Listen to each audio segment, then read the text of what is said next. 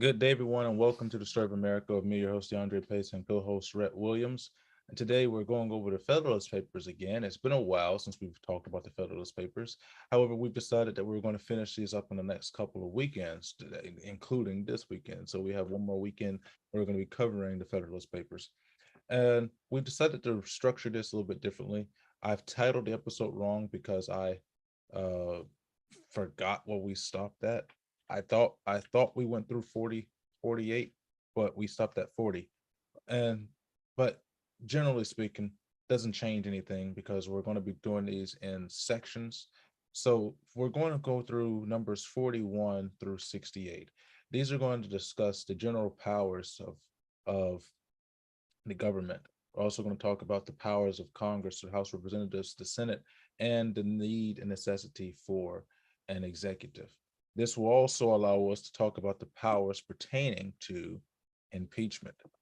So, without further ado, neither one of us actually read or prepared any of this because we're busy people, but we're very I familiar really with don't the think you topic. should have just said that. Well, yeah.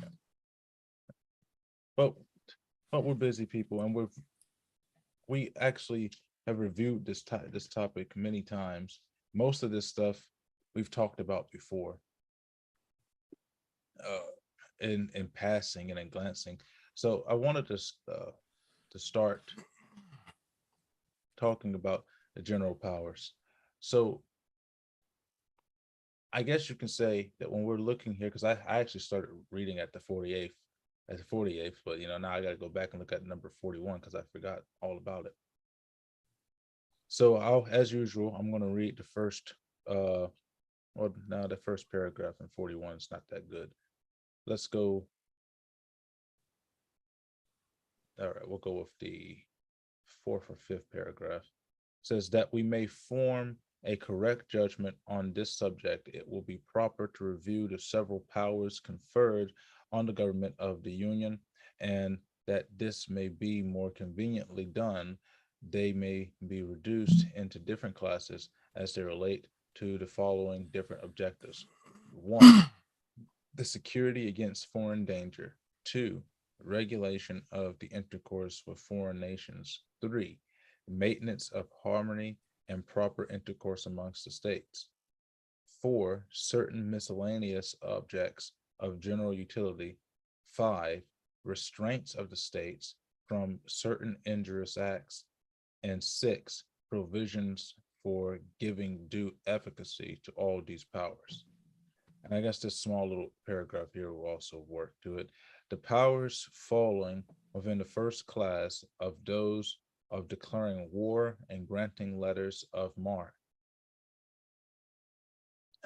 of providing armies and fleets, of regulating and calling forth the militia, of levying and borrowing money. Yeah, see, my version of it really that took me off there because normally when you end a word, I don't want to sidetrack here, but this is a little grammar penchant of mine. Normally, when you end a word at the end of a sentence and it doesn't carry over, wrap text, you put a hyphen there to let you know that that's connected to the rest of it on the next line. And they have it here in my version of it where it's levying, but it's just lev, and then ying starts off the next sentence with there's no hyphen there. So it makes me think that I was supposed to be speaking some Chinese dialect. But and then if we go on here a little bit further, it also goes on. Hamilton goes on to say, but it was necessary to give an indefinite power of raising troops, as well as providing fleets, and of maintaining both peace as well as maintaining them in both peace as well as in war. And I think we've seen a lot of those, a lot of that. Probably the most prominent example of this would have been Theodore Roosevelt with his "Speak softly, carry a big stick." Wasn't necessarily that we needed to have a tremendous military for the sake of going to war, but a tremendous military for the sake of not going to war. Would you agree in that respect? I do think that is the best way of exercising that power. Although obviously lately we have this large military industrial complex for the purposes of going to war and generating revenue. But ideally, a large military should be used for the purposes of deterrence and worst case scenarios. I would happen to agree. So I want to move on here because we have a lot to cover here. So uh, there's some more history lessons between Rome and whatnot. So I want to move on a little bit further down into it. Going into number 42, the powers conferred in the Constitution further considered. And this is by James Madison, and he says to the people of the state of New York, the second class of powers lodged in the general government consist of those which regulate the intercourse with foreign nations, to wit, to make treaties, to send and receive ambassadors or public ministers and councils, to define and punish piracies and felonies committed on the high seas and offenses against the laws of the nations, to regulate foreign commerce, including a power to prohibit after the year 1808, and the importation of slaves, and to lay an immediate duty of $10 per head as discouragement to such importations. And so you go in there, this is basically what they're doing. They're outlining the powers of foreign foreign commerce of the that our government should have, which late uh, later became sort of connected to the executive branch. I suppose you could say more so than the legislative branch. The powers of foreign diplomacy has been tied more heavily so with the executive branch of government. This is one thing that doesn't really ever get mentioned that often, but including a power to prohibit the importation of slaves after the year 1808. So this did happen much earlier than slavery was abolished. Um, I don't know if that's the exact year, but importation of slaves ceased long before the Civil War. Yes, and and I was talking to a friend of mine last night, and I know we've had this discussion before, but we a lot of people, particularly ignorant young black people, who have been they themselves poisoned with false information about uh, America's original sin, so to speak, of slavery. Um, I do not recall even in our schooling, right? Maybe different because you were in different classes than I was, but I do not recall in any of my courses learning of the abolishment of slavery as a whole through the transatlantic slave trade. And when I later began to do research as an adult, I come to find out that the British virtually single-handedly ended slavery in the entire Western Hemisphere, waging a war against the transatlantic slave trade, against basically anybody who tried to purchase slaves and import them and transport them across the Atlantic. And No, that was never discussed in school. they did this for several decades. The British, as a matter of fact, there were discussions about reparations that the for the British to give to slaves, not just African slaves, but slaves of all types.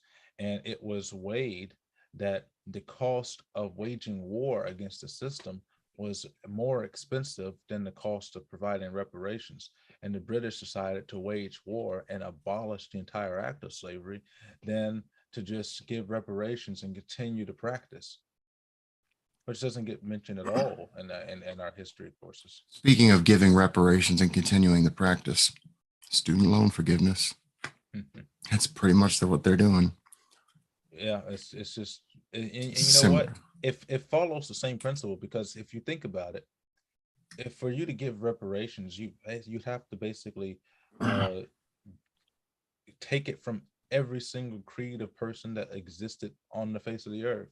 And so you just be paying yourself your own money. So you want reparations, and now you're getting them, so to speak, with this student loan forgiveness. Well, now you're just forcing yourself to inherit more debt and You don't for necessarily yourself. have to do it that way. That's just the way they chose to do it. You don't have to take the money from everybody. You could take it from the universities, but they chose not to, of course. Yeah, of course. But I just wanted to mention that because it doesn't get brought up, and I was making note of that as well as I was reading it, where the fight and battle about the efficacy of slavery amongst the founders, not efficacy, but the fight about the morality of slavery amongst the founders was so heavily debated that it almost caused the union to never be formed. As you know, they debated about this heavily. Well, we And know that half the country would not have even joined. yeah, Benjamin Franklin wrote several times trying to get it overturned, and up until his death, he was constantly introducing bills from Philadelphia to try to get slavery abolished. Long before then, even John Dickinson, who was renowned for being particularly Quakerish, was a staunch abolitionist and tried to remove slavery. Even those who had slaves tried to remove slavery, but they didn't have an answer for it. And I was talking to a friend of mine last night. A lot of people are always talking about George Washington, and they want to get rid of George Washington because he owned slaves. But no one ever talks about the history of George Washington's slaves. George Washington's slaves, the vast majority of them were slaves by choice to Washington. Washington would never sell his slaves. And when he was running in hard times, which was rare for him, he would ask his slaves, "Would you like to be sold?" And they refused to be sold. And in many cases, they encouraged Washington to purchase slaves from other plantations just so they could live free on Mount Vernon because they loved Washington so much. But this stuff never gets talked about, never gets discussed. But they want to tear down statues and rename schools and paint over murals in California and Washington State and all that garbage. And I suppose it's it's very important when you look at the history, not of our nation, but particularly the history that Hamilton and Madison write about when they're laying out the familiarities to the issues that happened to form this nation by comparing it to forgotten empires. That the moment history, as you know, is forgotten, is easily repeatable, and you can make slaves of an entire new generation of people very easily just by having them forget their history or know their history differently than it actually is.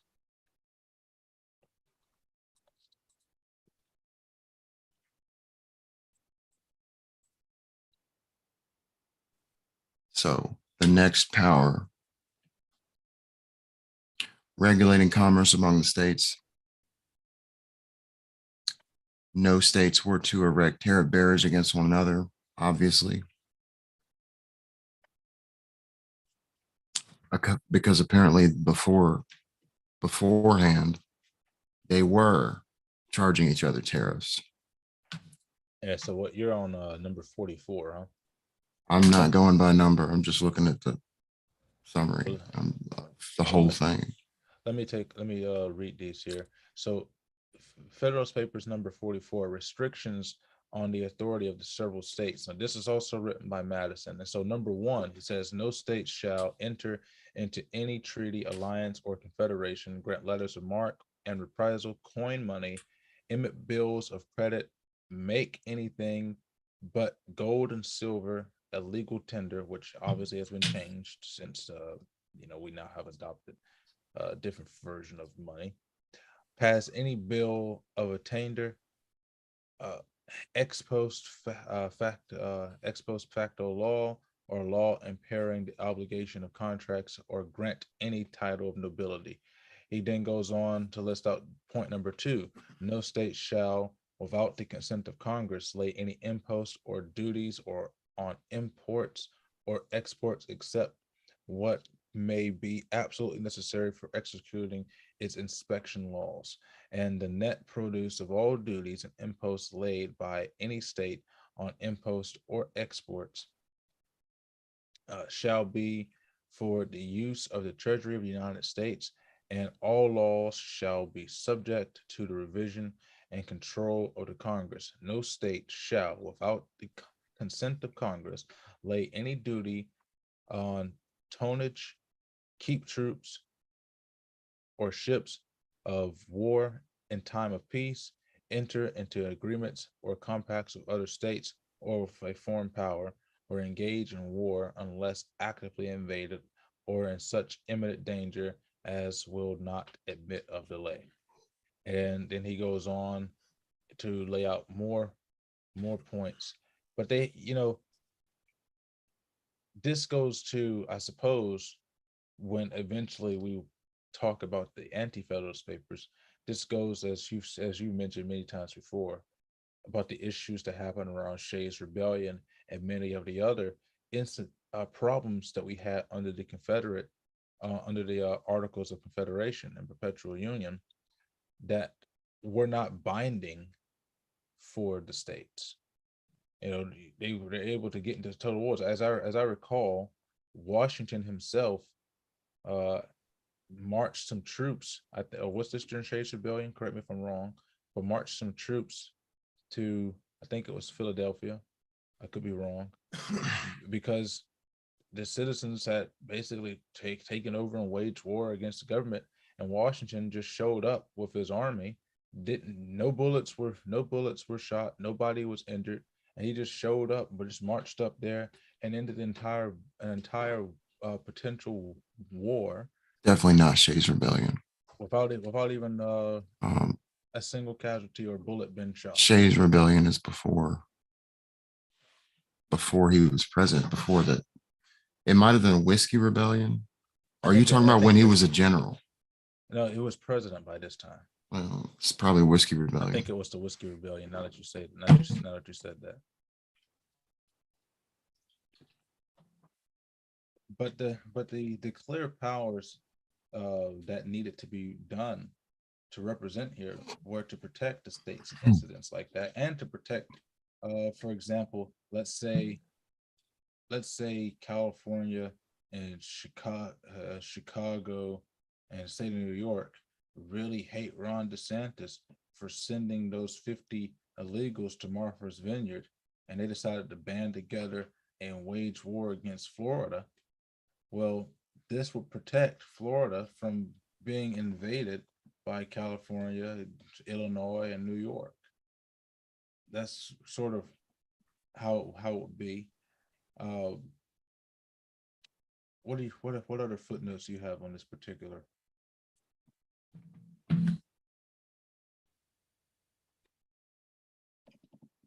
Nothing on that topic. Okay, well, we can keep moving on because, like I said, we have a lot to cover, and we're gonna obviously expound upon it when we get to the actual meat of the topics, which is going to be, and once we get to like the 50s and 60s, but we're still in the 40s wrapping things up here. So next one are the alleged dangers from the powers of the union to the state governments considered. And so in this one, they were outlining the dangers that it would have to have too much power in the central government.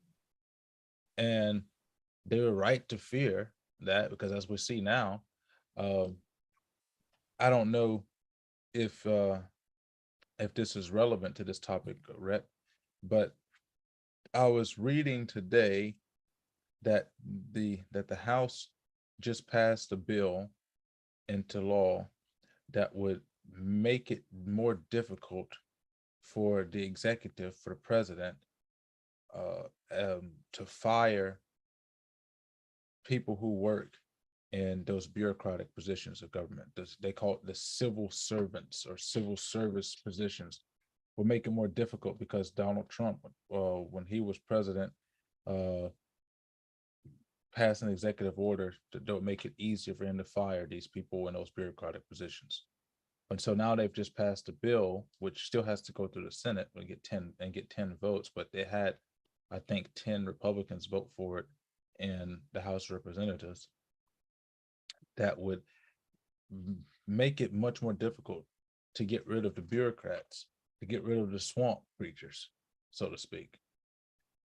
So I don't know if this ties into this, but to me, it sort of does because it outlines the threats and dangers of having too much power in the central government.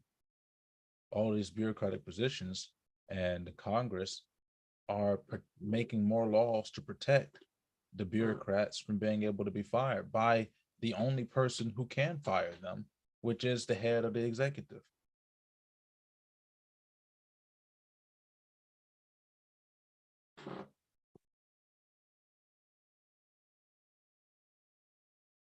I'm not sure if you've seen that post, but I just read it. I think they just did it like yesterday or something.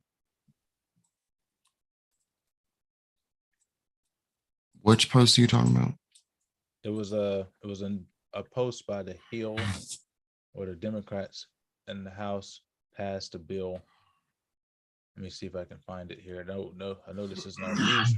This isn't our news program, but I just saw this uh before the show because it came up in my feed on my phone when I was looking there. Let me see here.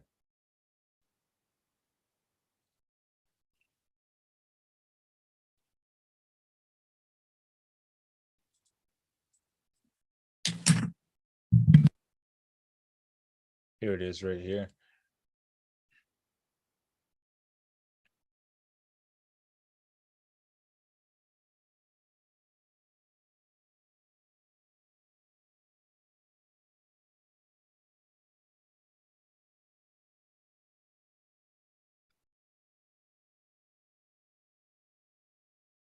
Until Rhett gets back in his seat.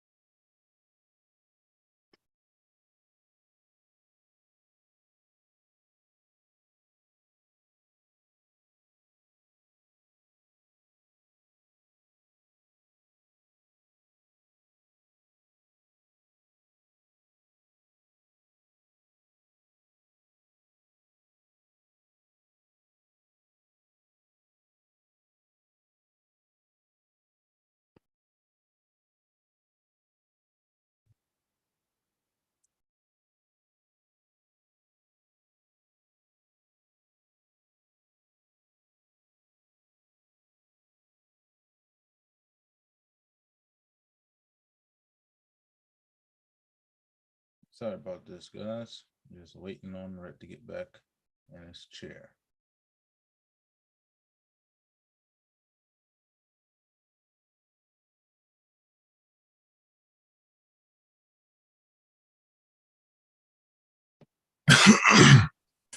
Okay, I've got it here. This is an article from The Hill. It says that in the article is titled House passes bill seeking to protect federal civil service employees from Trump. It's the article goes on to say that the House on Thursday passed a bill that seeks to protect federal civil service employees from Schedule F, an executive order from former President Trump signed that would make it easier for the White House to replace federal workers with loyalists. This is how they are describing it. The legislation is titled the Preventing a Patronage System Act, passed in a 225 to 204 vote. 6 Republicans joined, all voting Democrats in supporting the measure, the Republicans being Representatives Don Bacon of Nebraska, Brian Fitzpatrick of Pennsylvania, Anthony Gonzalez of Ohio, John Katko of New York, Adam Kinzinger of Illinois. I think that's Illinois, and David McKinley of West Virginia. It says here that a group of Democrat senators introduced a bill in the upper chamber under the same name. The legislation would need to win the backing of at least 10 GOP senators to get past the Senate filibuster. Trump, in October of 2020, roughly 2 weeks before the election, signed an executive order creating Schedule F and the expected service, making it easier for him to hire and fire civil servants that work on policy, i.e., bureaucrats. Accepted Accepted services positions are not required to abide by the rules and regulations laid out by the competitive service. Thousands of civil servants would be moved to Schedule F should it be imposed, according to Axios. Trump's executive order drew headlines over concerns that the new measure would make it easier to hire employees who do not have adequate experience to serve in the position that they were put for. President Biden rescinded the executive order in January of 2021, but it gained renewed focus in recent weeks after Axios published an extensive report detailing Trump's plans to reimpose Schedule F should he be elected president in 2024. And so I don't want to read the whole thing, but you see, this is what I mean by how I feel like this ties into the threat of the powers and dangers that the central government would have over the states, that they are so afraid of Donald Trump getting rid of the corruption in the swamp that they are going to preemptively protect the bureaucrats from being fired by Donald Trump should he win in 2024. I mean, I'm not surprised they're doing that. We'll see how that turns out. And so at the end of this, Madison goes on to write, if the new Constitution be examined with accuracy and candor, it will be found that the change which it proposes consists much less of the addition of new powers to the Union than in the invigoration of its original powers. The regulation of commerce, it is true, it is a new power, but it seems to be an addition which few oppose and from which no apprehensions are entertained. The powers relating to war and peace, armies and fleets, treaties and finance, with the other more considerable powers, are all vested in the existing Congress by the Articles of Confederation. The proposed change does not enlarge these powers, it only substitutes a more effectual mode of administering them. The change relating to taxation may be regarded as the most important, and yet the present Congress have as complete authority to require of the states indefinite supplies for the money of the common defense and general welfare, as the future Congress will have to require them of individual citizens. And the latter will be no more bound than the states themselves have been to pay the quotas respectively taxed on them. Had the states complied punctually with the Articles of Confederation, or could their compliance have been enforced by as peaceable means as may be used with success towards single persons? Our past experience is very far from countenancing an opinion that the state governments would have lost their constitutional powers and have gradually undergone an entire consolidation. To maintain that such an event would have issued would be to say at once that the existence of the state government is incompatible with any system whatever that accomplishes the essential purposes of the union. And so that just goes on to neatly wrap up the fears and concerns of having too much power within the central government. You got to stop going paper by paper. Well, like we just got to do the section. All right. Well, let's move on from there to our next section then. And this section, it starts on number 47, but this is on the particular structure of the new government, which we're going to talk about the different powers, but this is going to talk about the breaking up the powers, the House, Senate, the executive. This is where we are now. So go ahead and go over your footnotes on those. So the idea of separation of powers into three branches came from Montesquieu. And he argued that Madison argues that they can't be totally separate and distinct if they were to operate together as a whole. So he argues that no main government branch should be directly administered by another, and that none should have an overruling influence over the others.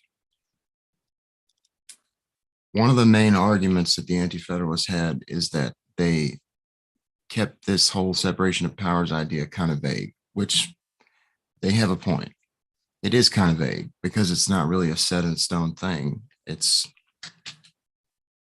The whole idea is really just three different branches, separation of powers. And the legislative branch apparently was actually supposed to be the most powerful at the outset. That's clearly no longer the case. It might be the weakest branch. I would have to agree with that. I think it is now the weakest branch. By its very nature, the legislative branch tended to see this is what they're saying, but it's not the case anymore. The legislative branch tended to gain superiority over the other two branches. Its powers were all at once broader and less susceptible to precise limits. Besides, it alone had access to the pockets of the people. No longer the case. Having cited operations under the Virginia and Pennsylvania constitutions, Madison concluded that mere definition on paper of the three departments' constitutional limits was not a sufficient guard against encroachments leading toward a tyrannical concentration in the same hands. So this right here is probably, so the greatest objection against frequent appeals to the people on constitutional questions was that this procedure would not maintain the government's constitutional equilibrium. Legislative branch, being the strongest, theoretically, would probably be the most frequently charged with encroachments on the others. It's clearly not the case now, as the members of the executive and the judiciary departments would be fewer in number, and less known personally to the public. Members of the legislative branch, having been chosen immediately by the people, would have the advantage in swinging public opinion to their point of view. So now we clearly see fewer in number is clearly not the case. The executive branch has way more people in it than any other branch, easily. So, this is how it was supposed to be, but it clearly did not work out that way. And we're seeing the consequences unfold still, especially today. Let's see where we're at here. The only way of assuring the separation of legislative, executive, and judicial powers was to contrive such an inner structure of government that the departments might, by their mutual relations, be the means of keeping each other in their proper places. Each department should have a will of its own, and its members should have no agency in appointing members of the others. Those administering departments should have the constitutional means and personal motives to resist encroachments of the others. So that's essentially, I'm pretty sure most people that would be even listening to this have an idea of why the separation of powers is an important idea, because there's really no way when you're trying to create a government that has no absolute dictator or monarch, there has to be a method for keeping the state power in check. And that's the mechanism for keeping the power in check Now, the last two sections are about the need for a strong executive branch, and this might be the Achilles heel. In fact, the strong executive goes on for several more papers. In fact, let's see. The strong executive section goes from 67 to 77. So we might need to save that. Yeah, we could. I do, however, want to talk a little bit more about the encroachments, because when I looked at it here and I saw the powers of the fear of encroachment, and I believe that this is where the thought process came of putting in the possibility of convention of states. If it got to such a degree where the encroachments never ceased coming towards the American people, that you would have to be able to convene this, because they did also write at great length about our ability to appeal our government. But unfortunately, our government, particularly the legislature, does not listen to our appeals of redress at all. I doubt they even read any of the mails or letters or listen to any of the voicemails or punch, which I'm pretty sure they have dozens upon dozens of voicemails a day. I'm pretty sure they don't even read any of the letters or listen to any of the calls. They have no interest in the people in which they're supposed to serve. And we have no power to redress them other than to go to the vote, because the power to appeal to government is apparently a power that this Congress, or which I guess you can't say it's just this Congress because it probably started a long time ago, but that they apparently feel they have no reason to listen to any redress from the people, because half of the country are traitors to them.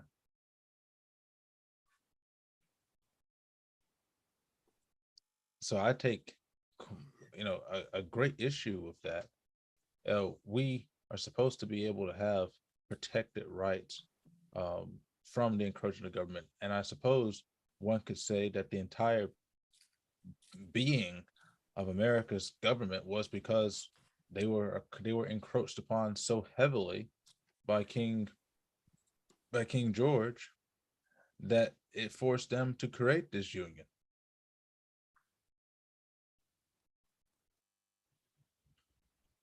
So let's go over the House and the Senate quickly. This is the last two sections here. Yes, I want to get done with this. I was just Really. reading on that. Um, so the House of Representatives is intended to be the part of the government, the half of the legislative branch that represented the people directly.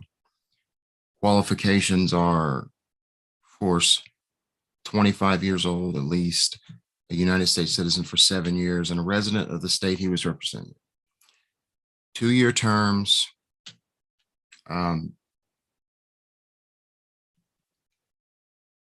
But the general idea is that this is going to be the body of the government that is the closest to the people.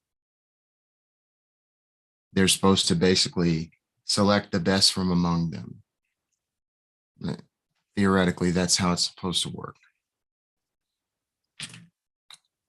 And when you take a look at the House of Representatives, the reason why it's so large in comparison to Senate is because of that representation. It wants to have a representation of the common person. However, the idea of qualifications to that office has become largely embellished and engrossed in the idea that every person that goes to Congress must be a lawyer of some kind. And Another thing that must be gone over when it comes to the House, which is in this section, is the 3/5 compromise, because it's quite often misrepresented. Okay, we can go over that too. I also wanted to go over, just before we hit the Senate. There are numbers 60 and 61 talk about the powers to relegate the election of the members. So we could talk about that and I think that's going to be pretty much a good discussion to have along with the 1/3 or 3/3 thing. The 3/5 compromise, it gets misrepresented all the time as like, they decided that they wanted to count slaves as 3/5 of a person just to be mean because they didn't see them as human. But really, the reason was the southern states would have had disproportionately more representatives in Congress. And in order to avoid that happening, the compromise was made to count them as 3/5 of a person whenever they took their census so that it would be more balanced. It was actually trying to help them, really. And by I counting them had as 3/5 of a person, then they wouldn't be counted as part of the population that couldn't even vote.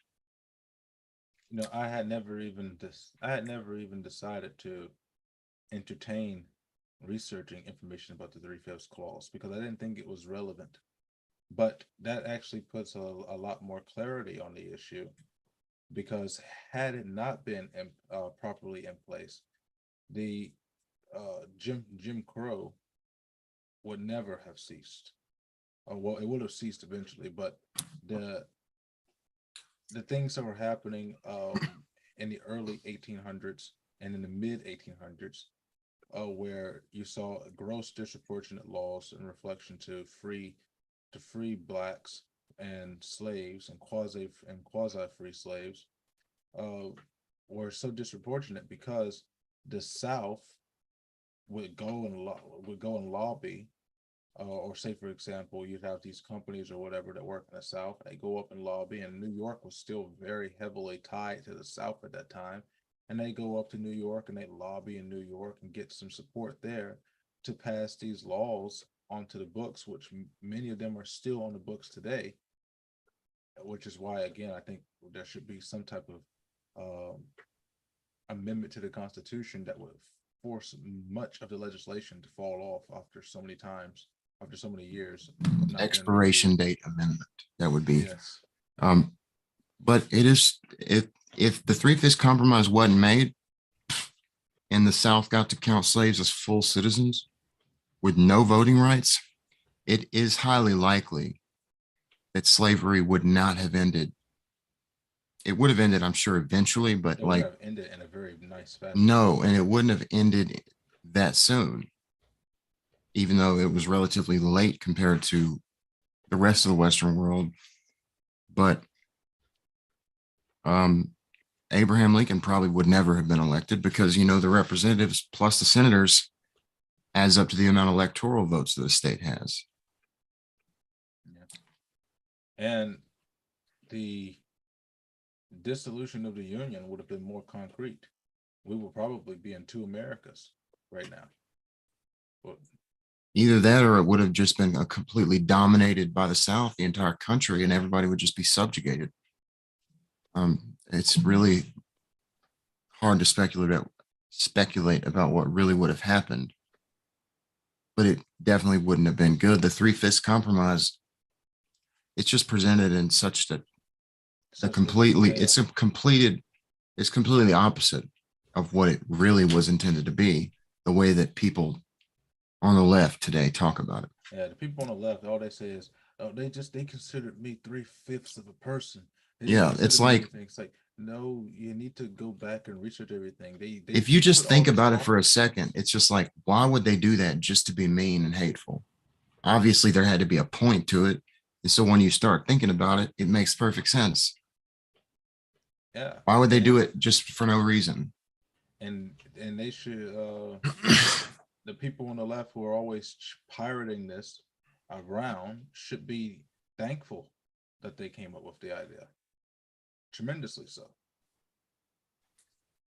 But in the same vein as you're talking about the powers to regulate the electors and elections, well, it also comes up where they were talking about how that that the federal government should not have overwhelming power about federal elections. The states should still have some relevant practice. This is where we get the idea that the states determine election law. And now what we're beginning to see more and more so, as with everything else, is that Congress particularly the states, have ceded their power to Congress, or Congress has usurped that power and have tossed it to the executive to try to get the executive to come in and make universal election laws, irrespective of what state you live in, So just to this make it is also easier for them. something relevant to bring up while we're in between the House and Senate sections is the Connecticut Compromise, which took place also during the Constitutional Convention, which is the proposition by um, Roger Sherman, um, which led to the formation of a bicameral legislature in which the lower house would be proportionately, the lower house would be composed of members that were proportional to the state population, plus having an upper house where every state had equal representation.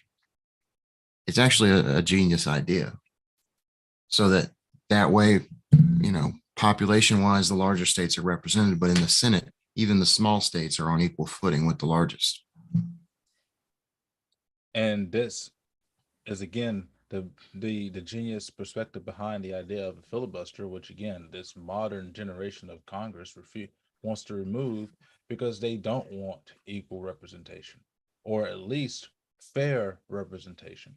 As if again, as you know, and as many of our listeners have heard us say before, if we were to go by simple majority democracy, which we are not, we are a republic for a reason, then California would make all of our rules, and none of us would be able to drive to work, and all of our costs would be through the roof. A lot of people nowadays don't really realize how important where you live is to how you live, your lifestyle, your beliefs, your culture. Where you live matters a lot. People in cities do not live and think and act the same way that people who live in rural areas do, or even suburban areas. It's absolutely necessary that everybody has equal representation, and that not just, it's why I get so pissed off when I hear people use the word democracy like it's a virtue. It's not a virtue. It's not even a good thing. We have democratic institutions, but democracy as a style of government is brutal and it's evil, in my opinion. But my opinion is based on facts. Yeah, I absolutely agree, because the general practice is that people tend to gravitate towards what is easiest, and what is easiest is usually the thing that is most corruptible. I was talking to my dad the other day about this. Um, there's something about cities that's deeply demonic. There's something evil about cities, and I Would you don't say mean that. that I would don't you mean say that that may every. be a reason why the original city of Babylon had to fall?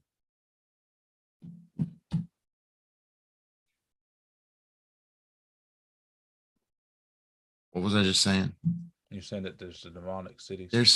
Okay. So I'm not saying that if There's you live in a something city, demonic there's about the just the cities. idea of a city is, it's like the most counter nature way that a human being can live.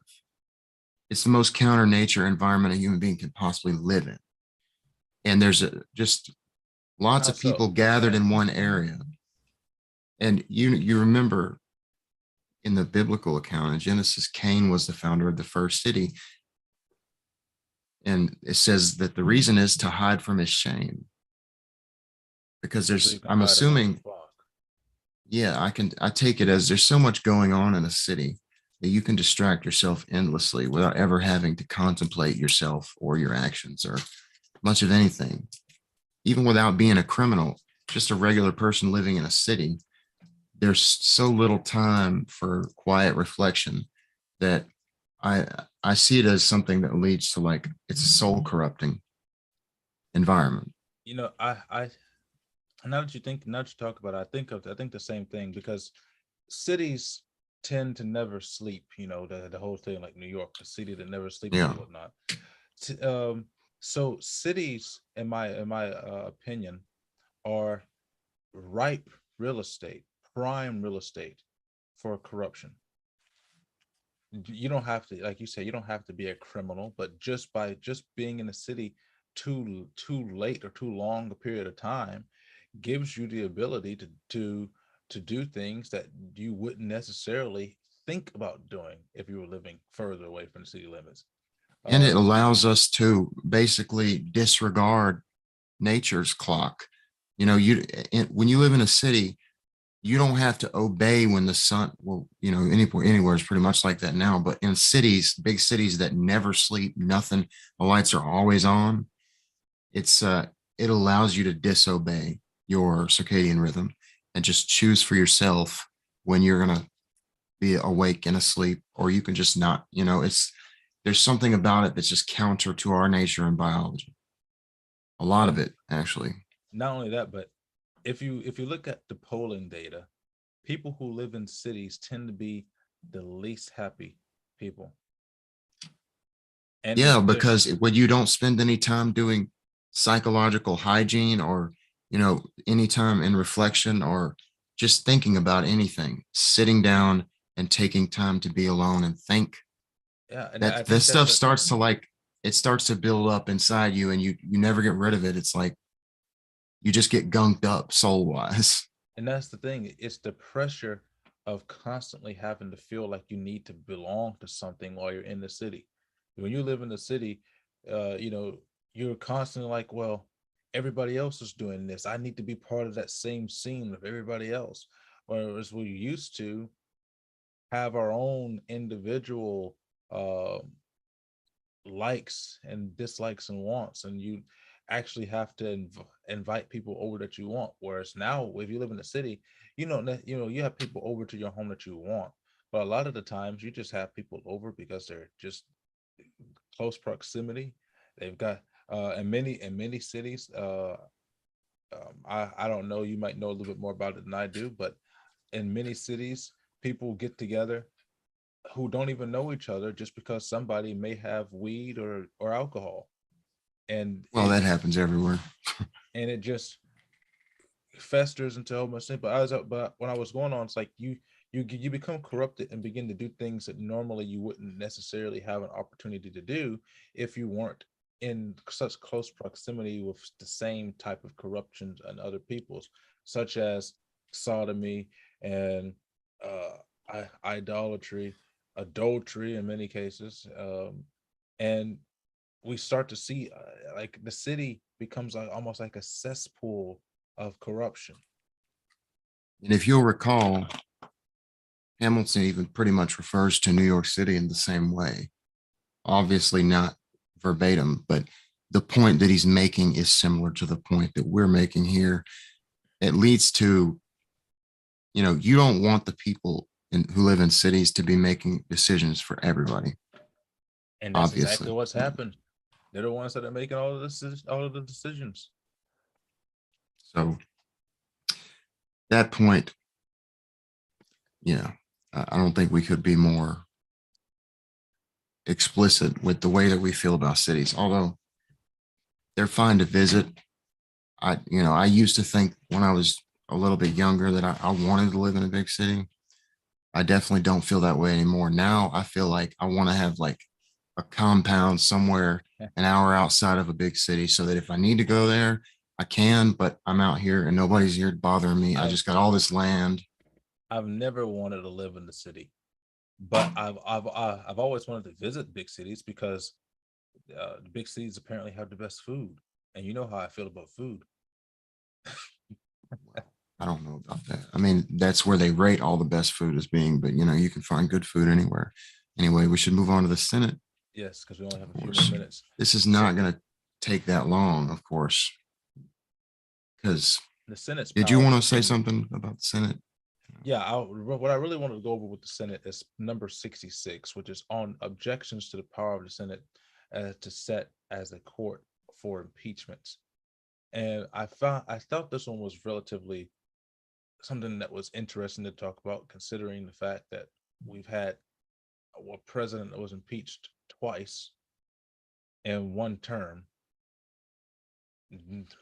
So I wanted to talk about that because the Senate becomes a court of impeachment, but it's at the same time, I sort of think that the Senate becomes a court of public opinion at the same time as well, and they don't have to follow uh any real law as for the land. So long as they have 60 people, they could pretty much do whatever they want when it comes to an impeachment cause. And the Supreme Court, to my knowledge, I might be wrong. The Supreme Court, even though the Chief Justice may preside, has no real authority over what happens there. And so I think that there were sufficient objections to the power of impeachment. Impeachment is definitely something that was needed, but it should have been rooted more in actual legal proceedings. The Supreme Court should have had ultimate authority over impeachment trials, in my opinion. So, as many of you may know, 30 years old is the minimum age. One must have been a citizen for 9 years. And of course, they have to live in the state that they're, well, at this time they didn't run, but they have to be a citizen of the state which they represent. So originally, this is actually one of the worst amendments to the Constitution. Was it the 17th? Which changed senators' mechanism of election. So originally, they were supposed to be elected by legislatures, the state legislatures, and they would be people who would represent the state governments. And now they're elected by popular vote, state by state. The reason why this was one of the worst decisions, in fact, this might be the reason why we're really like, this is one of the contributing factors, at least. Yeah, the 17th why adopted we're in, 1913. yeah, it's so the reason why this is terrible, this was a travesty, is because we already had the House, right? If the Senate now was still elected by state legislatures, then at least you know the people who are voting for them are informed and they know what's going on because it's their job. That's the main reason, because now we have people who have no idea, just regular citizens, just anybody can vote, just going and voting for these people. And they probably don't know. A lot of these people have no idea what's going on. They don't know how government works. They don't know any of this stuff. And at least in the original situation, they were elected by people who knew what was going on. Well, you're spot on, because take for example what's happening right now in Pennsylvania. You have Fetterman versus Nimitz Oz, and Fetterman, he just had a stroke. And even before he had a stroke, he was still not very good speaking about policy. His only real campaign slogan is that Dr. Oz owns multiple homes, which are investment properties. And Fetterman himself is 50 years old, never worked, never had a job, and was living off of his parents his entire life. But because he had a stroke, he's able to use that to play towards the emotions of the leftists, and refuses to have a debate. And their election is what, 2 months away, and He's probably going to win. And they have not had a single debate. And he himself have not even been interviewed hardly, because he uses his stroke as a mechanism to get out of everything. So the people are going to go voting without having any information. And this is very similar to what happened in 2020. Yeah, he saw Joe pull it and he decided he'd do the same Trump thing for Joe Biden. Yeah, exactly. Joe Biden didn't campaign at all. Yeah, he's probably going to win too. But see, we wouldn't even have to worry about this if the 17th Amendment hadn't been perpetrated upon us. Because, even they might be corrupt, the state legislators, they might be wrong, but at least they know how government works and they know what's going on because they have to. I would trust them more than a random citizen, even if they're corrupt. Yes. And this is something that people give me a little. They always say, "Oh, you're a racist, you're a race traitor." But I have zero problems with grandfather clauses and poll taxes or anything like that. if it were applied to everybody equally. Because I don't think if you are unable to read at grade school level, or if you're unable to be informed about anything, if you can't do math, if you can't uh, uh, read beyond 12th graders level, you have no business voting at all.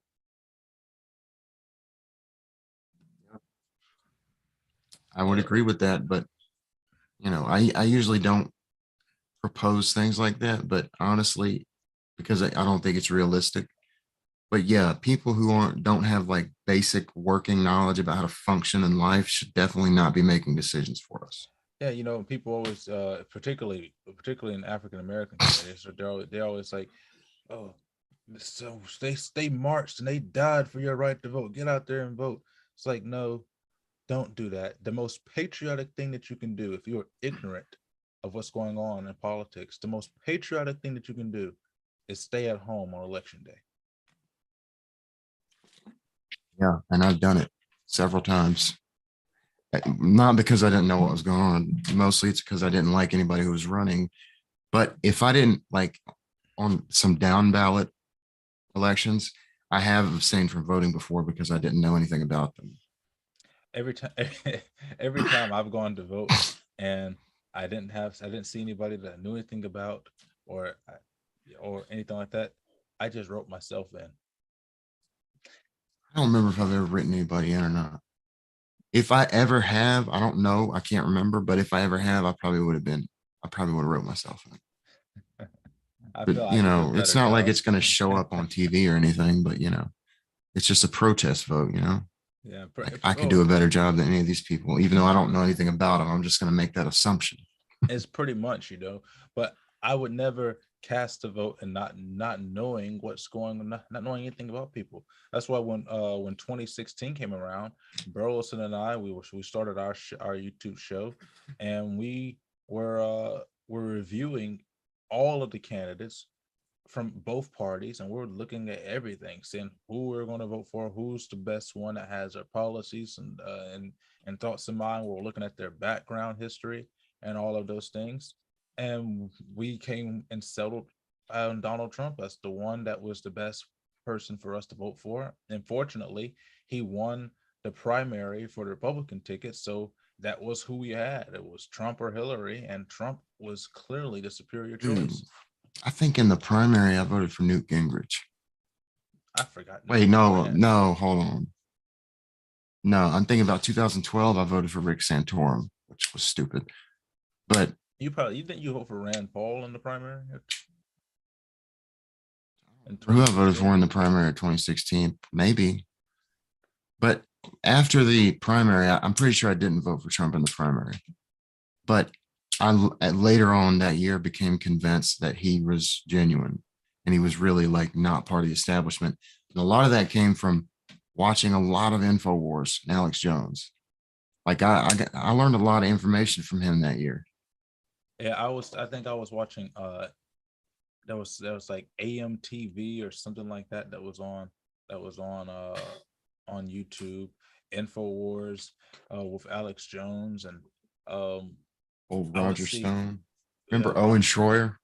Yeah, and I remember, I remember I used to be a really big fan of the Young Turks.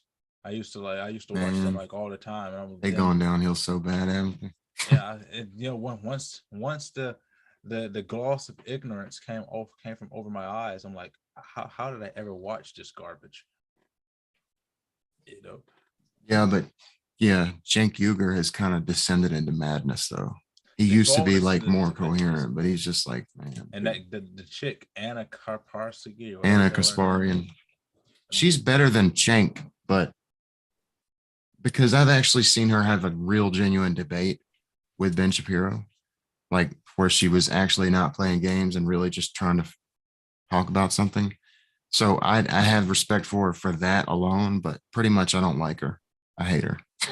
I don't I don't like her either. But at least she had a real debate. I mean, I don't that's more than I can particularly say for most of them.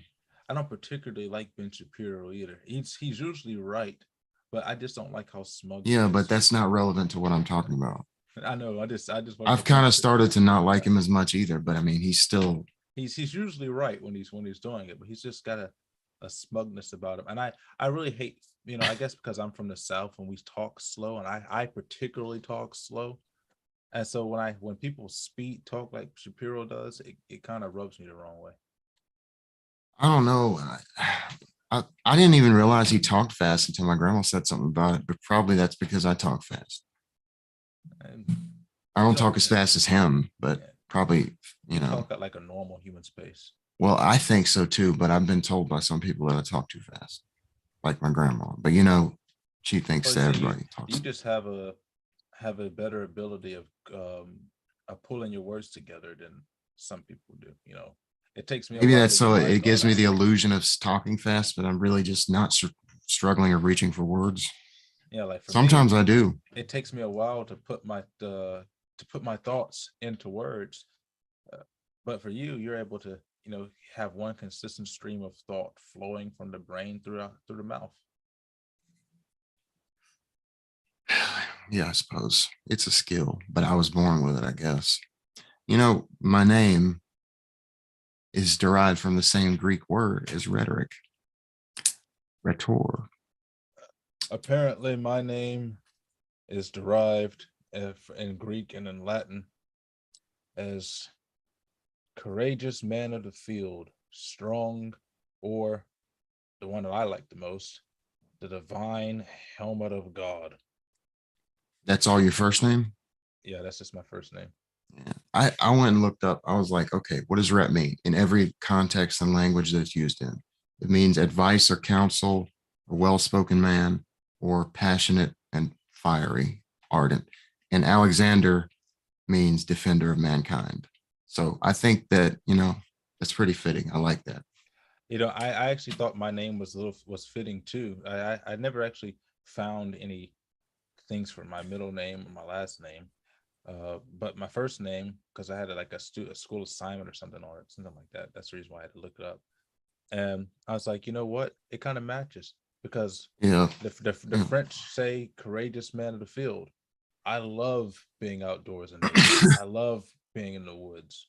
It's my favorite pastime. It's just walking around with no particular motive or destination in mind in the middle of the woods. Love it. Yeah. That's why I think like a lot of people, if you look up their name, it'll be like so fitting. And that's the crazy thing. It's like, I really think there's a spiritual component to names that like it makes you who you are. Even if you Well, don't know what your name means, you grow into it. You like become whatever it is. I don't want to make this a philosophical stuff, but we are done with the episode, so to speak. But to end the episode on something a little bit more interesting, I do agree because in my idea, because of how creation is formed, words are power, and names particularly are very powerful. Just knowing the name of of a particular angel is enough to ward off a slew of demons. So just knowing what your name is, it's sort of when you see people who have amnesia or whatnot, and when you're able to finally get them to connect with what their name is, it's like it has power to pull everything back into their being. That everything is connected to that name. It has so much power over what we do, the way what we name things. So you know what I mean?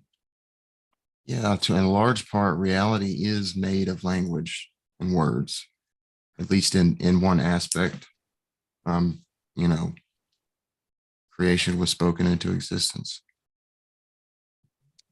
using the logos, which is, to put it simply, it's a very complex idea, but it's the word, basically the spoken word.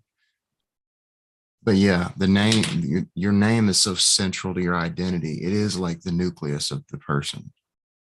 Yeah, and if we are Christian people, which we are, your name is no accident.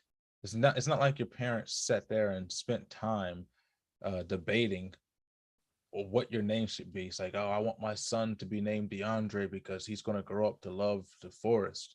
No, they didn't have that conversation. My mother told me how they came up with my name. The way they came up with my name is she and her one of her girlfriends were walking on the street in Texas, and I think her name was Daphne, and they were walking, and they were going to name me Calvin Wayne Mosley the third after my father and his father, and my mother's like, I don't want to name him Calvin the third, and so they're just walking and just like, oh, how about DeAndre? It's like, Just oh, out of I like, nowhere, yeah, that's out of nowhere. And then supposedly out of it's like, nowhere.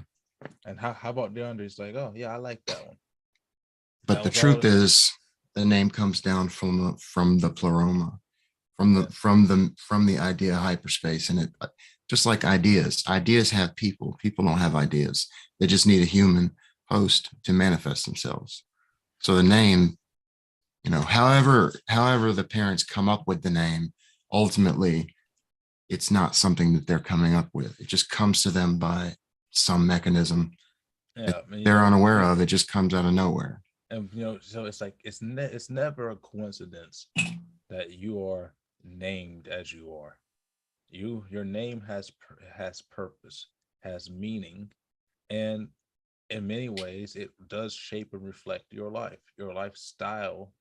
Maybe not the choices that you make, because your choices can be whatever, but ultimately reflects a a massive part of who you are. You know, I am probably just as religious as anybody, but I would never have known that my name meant to be the divine helmet of God. But I've spent my entire life in the church, like quite literally. I I tell this story all of the time when I'm in Sunday school. I did not have normal birthdays. My birthdays consisted of me eating Thanksgiving dinner, and for my birthday presents, I would receive Bible bingo, Bible devotion books, Bible coloring books, everything Bible related. I never received normal toys, normal anything. It was always Bible related. I had a Bible Monopoly game, for God's sake. But and people are like, well, that's a weird childhood, but to me, heck, I enjoyed it. I still have all of that stuff. I donated a lot of the bingo games and the Monopoly games and stuff to the church for for uh I got a making. Breaking Bad Monopoly board. I know nothing about Breaking Bad. I've always, like, every time people tell me Breaking Bad, I think of The Walking Dead, and I don't think they have anything to do with each other. That was my first tattoo, actually. They don't have it. The only thing they have to do with each other is they were both AMC shows. That's probably Well, why, because that I they were running at the same time for a while. That was their two main shows. I don't know. I never watched a single one of either episodes. My grandmother, she's watched them both though. She has. I like The Walking Dead up until like season 5, which like the last. I don't know what they're on now, but Oh, after season 6, it just got stupid. my friend Matt Super says that this is the last season, and they stretched it to try to make it last the entire year. Yeah, They but like then they they like killed off Rick. they Like like broke off the seasons and stuff to they filmed it during COVID stuff, but they said, well, they're going to release like 8 episodes at the beginning of the year, and then the rest of the episodes at the end of the year, instead of just continuing to go through it or something they like that. made I don't. they went woke, dude. They got woke because they killed off Rick, and I think replaced him with a woman. What? They killed off the main character and I think replaced him with a woman. Well, that's not as woke as what they did to Resident Evil. I mean, dude, Did you everything's did, just getting did you woke. I see what mean, that? Did you see what happened to Resident Evil on the no, Netflix adaptation? I've never, I don't know anything about Resident Evil. I know about the video games, but I'm not a horror movie type of person. I'm not a horror video game kind of guy. Not But either. I do know that the main character of Resident Evil is a blonde haired white guy.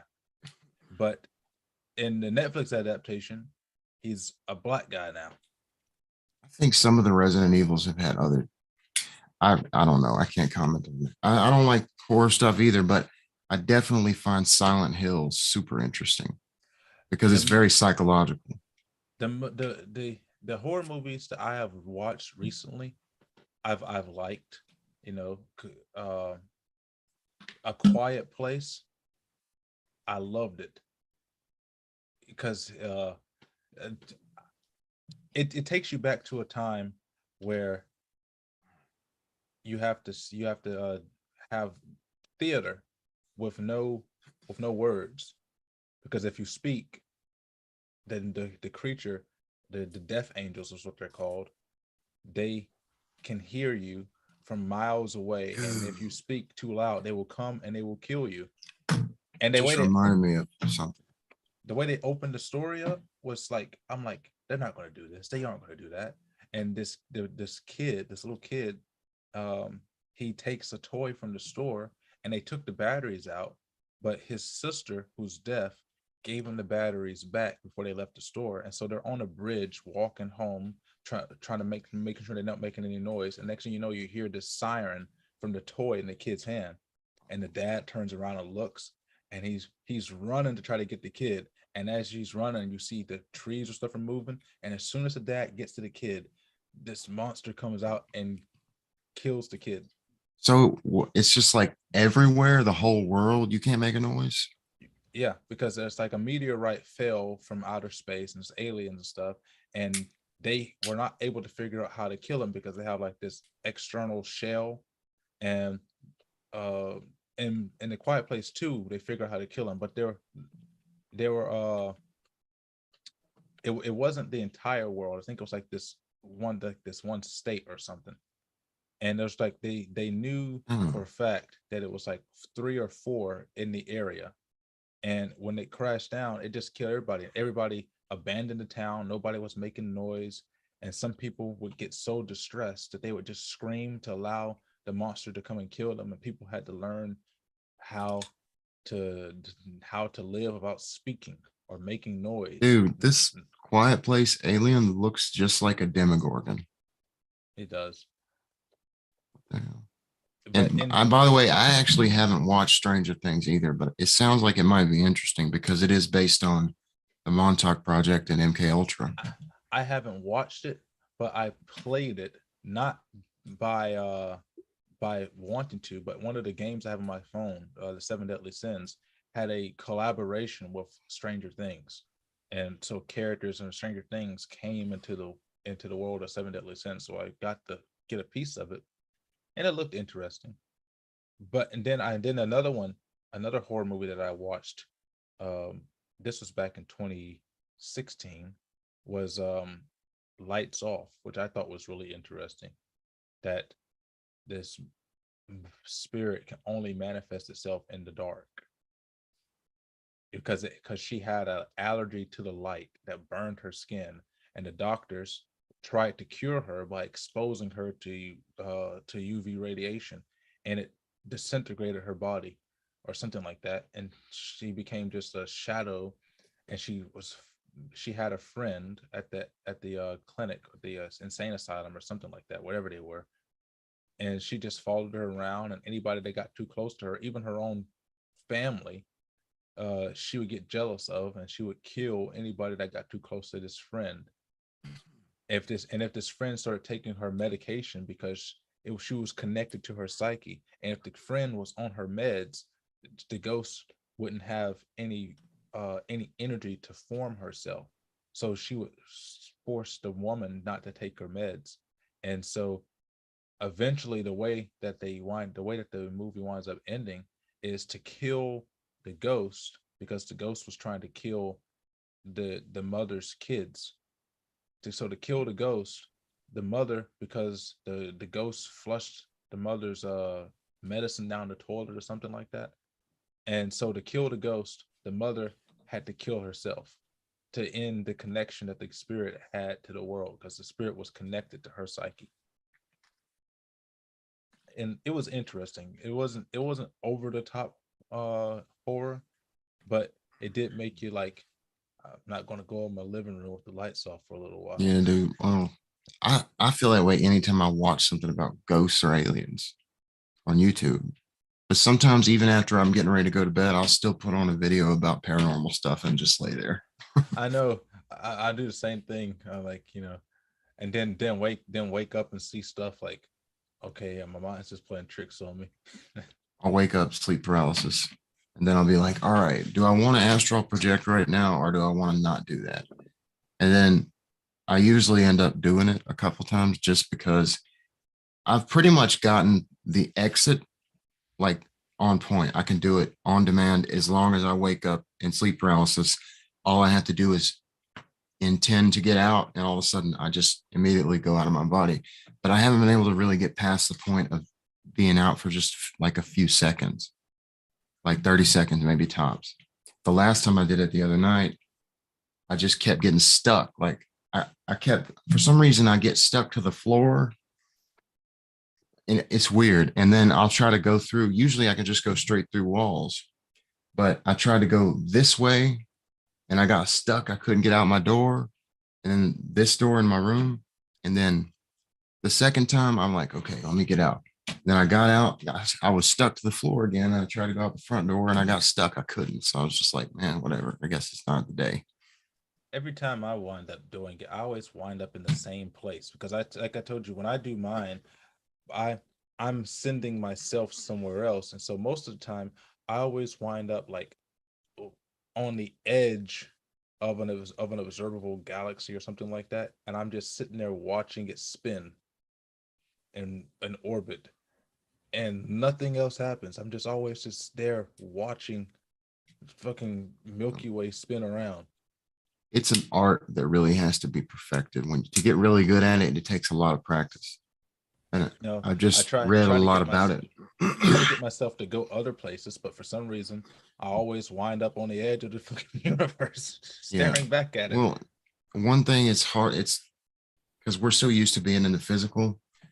Whenever you whenever you're in just like consciousness in the non-physical, it's sometimes easy to forget that all it takes is like thought and intention to do whatever or go wherever or to move or to do just about anything. You have to just intend to do it or think about it and it happens. But it's sometimes hard to focus your intention. Especially when you begin to psych yourself out. Like sometimes you'll go into realms that no human should go into, and you'll wind up freaking yourself out, and then you pull yourself right back in. Yeah. The thing I'm always fearful of is that I'm going to see an entity, which I know, like, actually, for the past couple of months, every time I've done it, I haven't seen anything, nothing living. It's just usually it'll be in like a dimension that's close so that I can still see things in the physical world, but it might look a little bit different. But the only time I ever saw any entities was the first time it happened, like years ago when I was like 22. And they didn't do anything. They just looked at me. And I remember thinking in my head, F you, like, get away from me. And sometimes I'll just be like, rah. But they didn't do anything. They just looked at me. They're like, It's only, they're thinking in their heads like, what the fuck is wrong with this guy? well, I could tell that they didn't, they weren't like, they weren't really totally evil, but they weren't neutral. They were like, they were just disgusted. Like, they were just like, dude, And like, you're like, what are you doing with your life? you're not even worthy of eating. Yeah, it's just like you need to get your shit together, dude. You Like, know, I don't know that I've encountered any creatures. I feel like I have before, because I feel like that's the reason why when I why those shadow people were drawn to me, was because they may have seen me in the astral world, and so they came to me, and they would keep coming to me until I had my room consecrated. yeah, dude, I've seen um well, obviously when you're awake for several days, you'll start to hallucinate. And one thing that happens, everybody who does meth and is up for like 3 or 4 days, you're going to start to see shadow people. And I saw one that I specifically remember in the house because usually if I was awake for days, my hallucinations were auditory mainly, not visual. But the one time I saw a shadow man in our house, I walked out of my room and I saw this like freaking like 9, 10 foot tall shadow being walk right down the hallway. and I freaked out and ran it back in my room.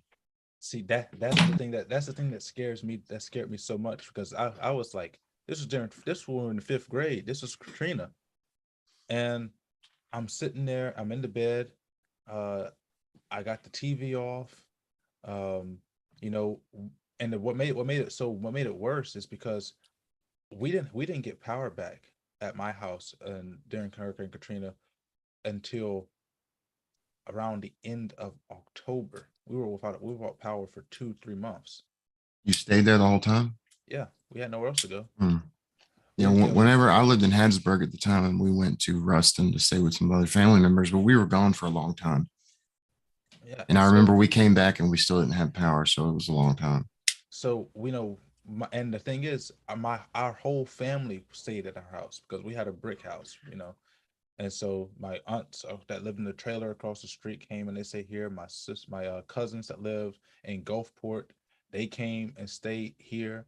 In Socher at my grandmother's house, and we all stayed in the same 3-bedroom home. And I had my room, and when we had no power, It's you know, miserable, so man. It's so miserable. it was impossible for me to turn a light on to get these people away from me. So I know I had a flashlight, and so I would wake up, I would keep seeing these people, and I'd turn the flashlight on, and they'd be gone. But then after a little while, they come back. And what made it so scary to me was it was never one; it was five of them, and they had varying different sizes. One of them was really really big, and there was one that was probably no taller than me at the time. I was a kid, Did and anybody he else see them? No, it was always only me in my room. And Oh, every time I would turn the lights on, they'd disappear. And nobody would ever sleep in there with me. So eventually, my grandmother, she's because I was so afraid to sleep in there, my grandmother moved me from my room to my brother's room, and we swapped rooms. And my brother never seen any of them, but they didn't move over to the other room with me. And I don't know what happened. Uh, but from then on, when we got the power back on, I would sleep with my fish lamp on because I had an aquarium, and I would sleep with the fish lamp on to keep them away. But my grandmother was like, turn that light off. So then I would start sleeping with the TV on, and I had an old Sylvania TV, so it was always on aux channel, which had this, the blue words aux and yeah. written on there, and so the only light was coming from that blue aux and the black screen. So even Yeah. with that, sometimes I would still see the shadow people. I sleep with this lamp right here on and this black light, which a black light might be more dangerous, but um, well, not dangerous, But thankfully, I've never lived in a house that was haunted, so to speak. I've never really had any, like, the only time I ever saw a shadow person was when I had been awake for a super long time. I Yeah. don't know if that was just a manifestation of my unconscious or if it was really something there. I just kind of think it was a manifestation because I was hallucinating. I think, I hope it was just a manifestation of my imagination. But the thing I had that was so frightening is that it wasn't just a one-time thing. It was like every night they they came, they sat at the foot of the bed, almost like their backs were blending into my closet door, because my closet I had a double door closet, and my bed my bed headboard was by the window, and the foot of the bed was by the closet. And so when I would sleep, I would be looking, and they'd be right there on the wall.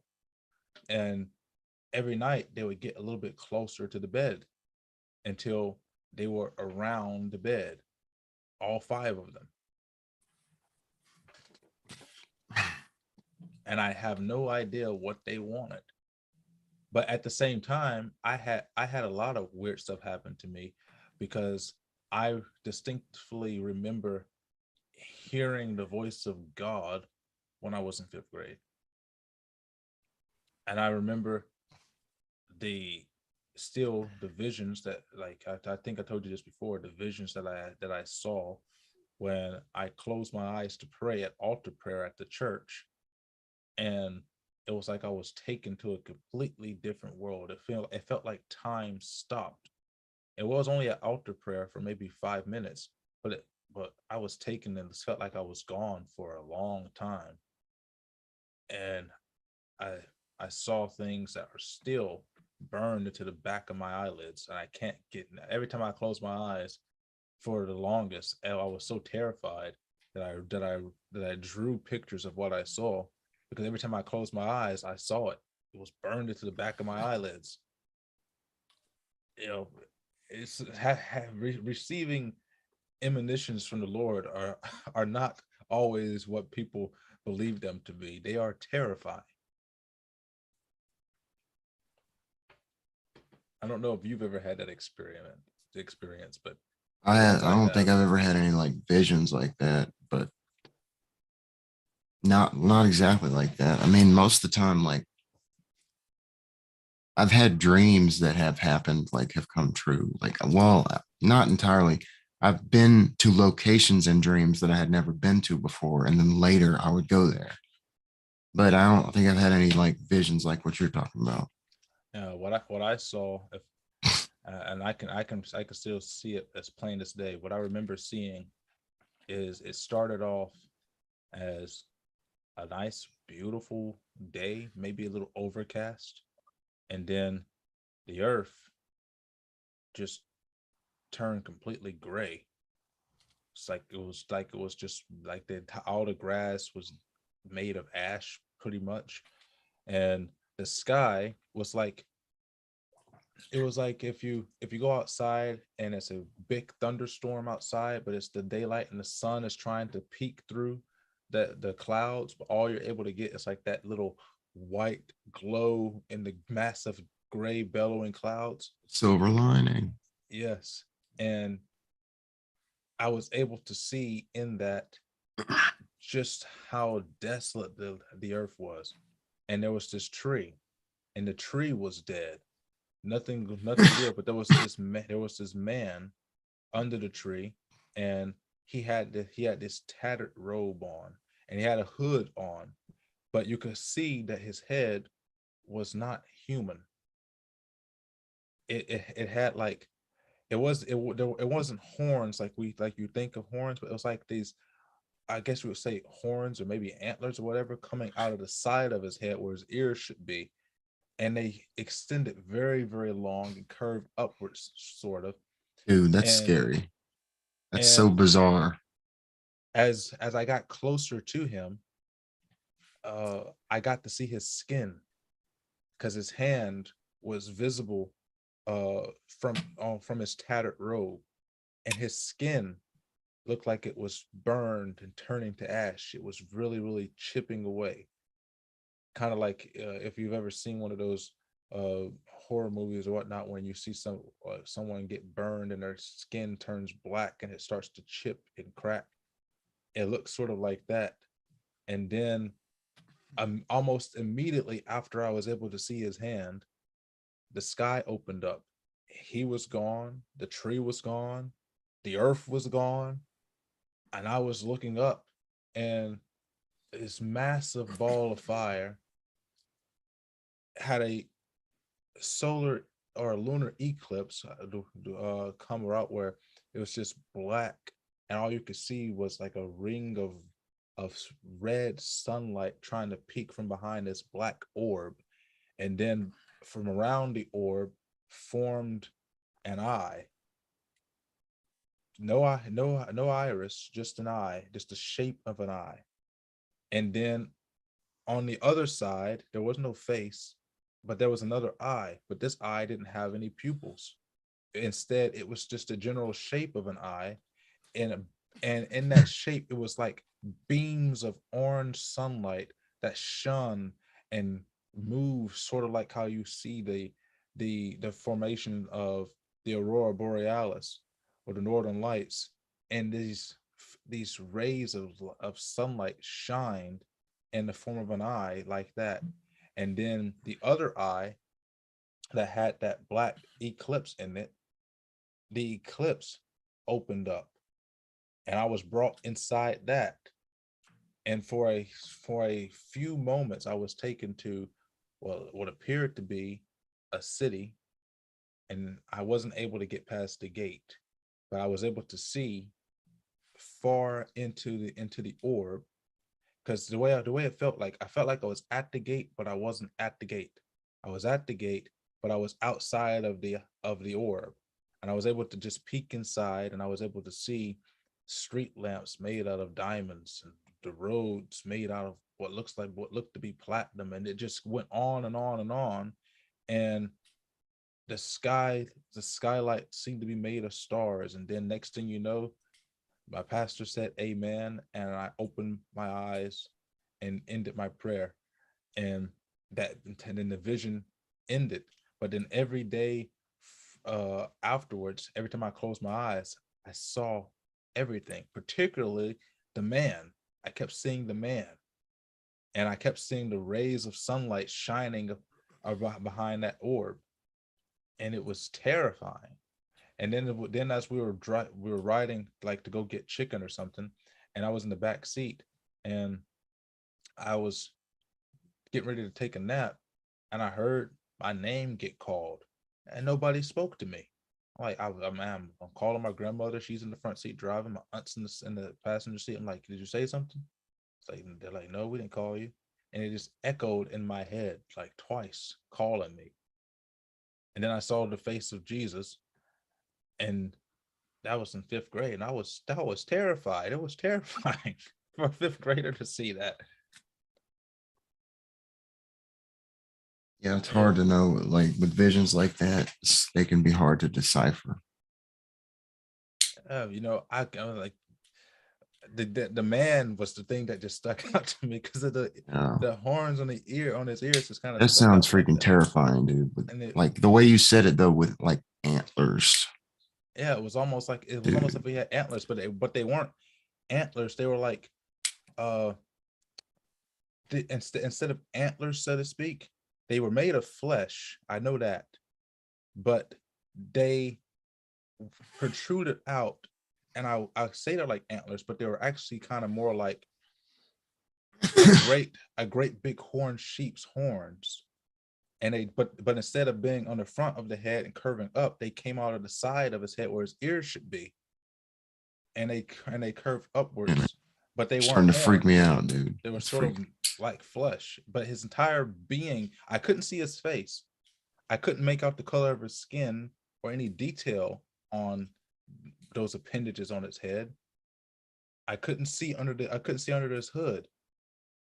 And his hands, like I said, his hands, they were charred because they were burnt, and he was turned into ash. But he was still standing under the tree. But his, when you think something's turning to ash, you think it's going to blow away in the wind. But his hands stuff were chipped, like he was just burned. But he wasn't going anywhere. He was just sitting underneath the tree. And I remember his feet as well. His feet were not human feet. His legs and stuff, his proportions were all human, but his feet appeared to be like a clawed foot. It wasn't like a bird's foot. It looked like a human's foot, but it was clawed. It had claws on his feet. It was just very, very weird and bizarre. And I suppose that would be my encounter with an entity if that was a projection, but I think it was Um, more of an emanition. this sounds like that. What that really sounds like is remote viewing, but it doesn't sound like it's a place on. Usually, remote viewing is used for places on Earth, but I suppose it doesn't have to be. I felt I was on Earth, but after the sky opened up, Earth disappeared. The man disappeared. The tree disappeared. I Yeah, I was don't just kind know. of It floating just in the void. sounds like a vision. So I don't know what else to call it. I know what to call it. Terrifying. But we've kind of overdone our time here. So next week we're going to finish things up. We're going to wrap up everything. So from 67 all the way to 88. We're going to finish the Federalist Papers next week. 85. 85. Okay. I added 3 extra papers. So we're going to go from 67 to 85. We're going to finish with the Federalist Papers. Don't forget to check in on Wednesday. Jay is going to be doing his first broadcast as the chief political anchor. We're going to see how this works. We're Oh, gonna yeah. have to we're gonna have to tune in and watch him from secrecy. Oh, by the way, Rhett, I was meaning to ask you before we ended our last show. I gave you the ownership rank of the YouTube channel. Were you able to get in and do things, or do I have to do some Yeah. stuff? No, it's fine. Okay, good. So that way we can still use the same thing. But with that being said, everybody, I'm glad that you guys joined us for this telling of the Federalist Papers, and we're going to be wrapping it up pretty soon. And we're going to be talking about a lot more of this stuff, the consciousness and some of the conspiracy stuff, because we have lots of fun with this stuff. We kind of got on a tangent on our last week's show when we were talking about uh the Sasquatches being aliens with the orbs and stuff. But it's all fun conversations. Yeah. So follow us on Facebook, follow us on Twitter, on Truth Social, everywhere you can find us. Sturb America with Payson Williams, Sturb America PW. Like, share, and download our content on Spotify, Apple Podcasts, Google Podcasts. I'm not going to say the rest of it, but like, share, and download our content everywhere. And we will see you all next time. We're out.